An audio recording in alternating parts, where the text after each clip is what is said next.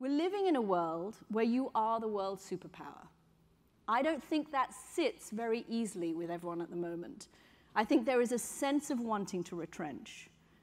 But if we're going to have a single superpower in the world, I want it to be this one.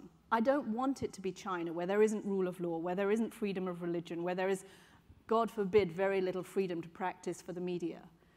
So I think America still needs to take on the role of leadership, but it's a much more complicated, less black and white role than it used to be. I mean, take, for example, what is happening over Iran at the moment. Today was meant to be the deadline for the Iranian negotiations to meet some kind of a deal on Iran's nuclear program.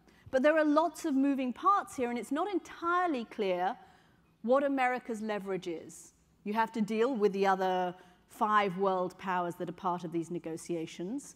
If we walk away from the negotiating table, which is still quite possible, the Americans may decide, look, we're not satisfied that the Iranians are going to give us the right to inspect their nuclear facilities anytime, anywhere. We don't think that they're going to actually do what they've said on uranium enrichment and doing that in country.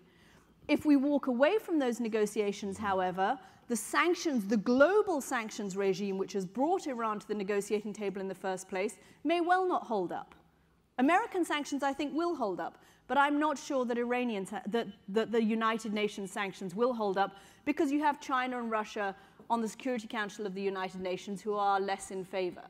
So America has a lot of leverage, but it doesn't have 100% leverage in those particular negotiations. Look at the crisis that we're dealing with. I mean, what is it, 6:14 in the evening?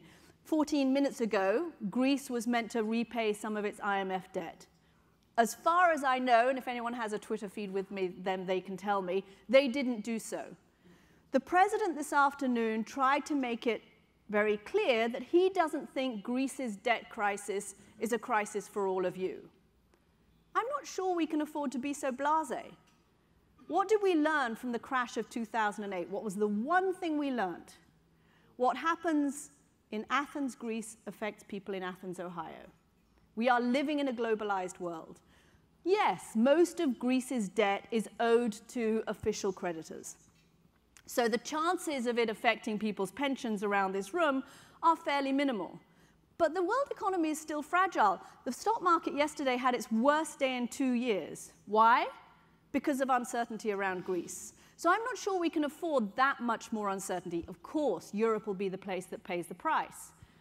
But if we have the euro falling because of what's happening in Greece, what does that mean for American exporters? All of these things are linked. And I just think that to say, oh, well, the Greek debt crisis is another Greek tragedy, and to be able to slough it off like that is a little bit premature.